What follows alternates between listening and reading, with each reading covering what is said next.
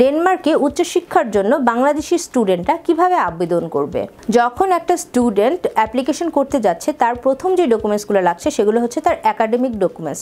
যদি student bachelor student হয় তাহলে তার এসএসসি এইচএসসির সার্টিফিকেট মার্কশিট লাগছে, তার যে পাসপোর্টটি রয়েছে সেটা লাগছে, তার একটা আপডেটেড সিভি লাগছে এবং যে কলেজ থেকে সে পড়াশোনা করেছে সেই কলেজে 2টা রিকমেন্ডেশন লেটার লাগবে সেই টিচারের কাছ থেকে।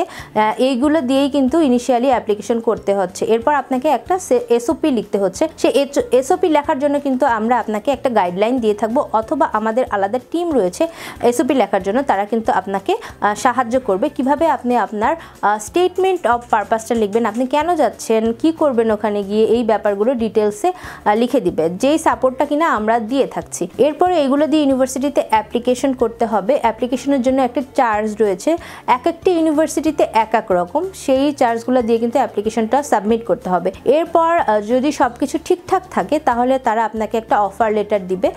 যদি কোনো কন্ডিশন মিট না করে তাহলে একটা কন্ডিশনাল অফার লেটার দিবে, আর যদি সব ডকুমেন্ট ঠিকঠাক থাকে তাহলে একটা আনকন্ডিশনাল অফার লেটার দিবে। আপনার অ্যাপ্লিকেশন প্রসিডিউর শেষ হয়ে গেলে আপনাকে একটা কেস অর্ডার আইডি ক্রিয়েট করতে হবে তাদের ইউনিভার্সিটির পোর্টালে গিয়ে।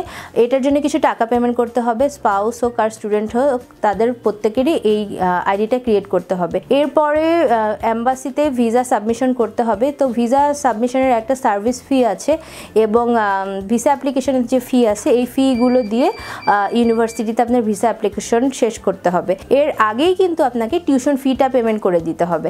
তো যেই কেস অর্ডার আইডি ক্রিয়েট করেছেন তার মাধ্যমে আপনার যে টিউশন ফি আছে 1 বছরের 50% টিউশন ফি সেটা আপনাকে পেমেন্ট করে দিতে হবে। এরপরেই কিন্তু হচ্ছে আপনি এম্বাসিতে যাবেন এবং হচ্ছে আপনার যেই প্রসিডিউর আছে সেগুলো কমপ্লিট করবেন এবং পরবর্তীতে তারা আপনাকে মেইলের মাধ্যমে আপনার যেই ভিসাটা আছে সেটা সাবমিট করে দিবে। এটা যদি আপনি চান যে আপনি নিজে যেয়ে নিতে চান সেটাও করতে পারবেন, অথবা আপনি যদি হোম ডেলিভারি চান সেটাও কিন্তু আপনি নিতে পারছেন। সেক্ষেত্রে কিছু আলাদা টাকা চার্জ করবে, কিন্তু আপনি সেটা কিন্তু আপনার হোম ডেলিভারিও নিতে পারছেন। তো এই হচ্ছে অ্যাপ্লিকেশন প্রসিডিউরগুলো, বাকি প্রসিডিউর। আর এইটার আরও বিস্তারিত অনেকেরই অনেক ধরনের কোশ্চেন থাকে, সেই কোশ্চেনগুলো থাকলে কিন্তু আমাদের অফিসে চলে আসতে পারেন, আদারওয়াইজ হচ্ছে আমাদের নিচে দেওয়া যে নাম্বারগুলো রয়েছে আমার সাথে যোগাযোগ করতে পারেন। আপনাদেরকে ফুল প্রসিডিউরে আমি আপনাদেরকে সাহায্য করব। ধন্যবাদ।